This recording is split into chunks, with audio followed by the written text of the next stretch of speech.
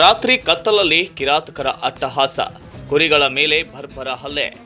ಕೋಲಾರ ಜಿಲ್ಲೆಯ ಮಾಲೂರು ತಾಲೂಕಿನ ಬೇಡಶೆಟ್ಟಹಳ್ಳಿಯಲ್ಲಿ ದುಷ್ಕರ್ಮಿಗಳು ಶೆಡ್ನಲ್ಲಿ ಮಲಗಿದ್ದ ಕುರಿಗಳ ಮೇಲೆ ಚಾಕು ಚೂರಿಯಿಂದ ದಾಳಿ ನಡೆಸಿದ ಅಮಾನವೀಯ ಘಟನೆ ನಡೆದಿದೆ. ದೊಡ್ಡ ತಿಮ್ಮರಾಯಪ್ಪ ಅವರಿಗೆ ಸೇರಿದ ಕುರಿಗಳ ಪೈಕಿ 18 ಕುರಿಗಳಿಗೆ ಗಂಭೀರ ಗಾಯಗಳಾಗಿದ್ದು 5 ಕುರಿಗಳು ಸಾವನ್ನಪ್ಪಿವೆ.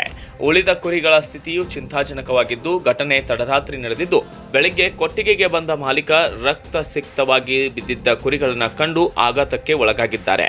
ಮಾಹಿತಿ ತಿಳಿದು ಮಾಸ್ತಿ ಪೊಲೀಸರು ಸ್ಥಳಕ್ಕೆ ಭೇಟಿ ನೀಡಿ ಪರಿಶೀಲನೆ ನಡೆಸಿದ್ದು, ಆರೋಪಿಗಳ ಪತ್ತೆಗೆ ತನಿಖೆ ಆರಂಭಿಸಿದ್ದಾರೆ. Bureau report, Kannada Janashreni news, Kolar.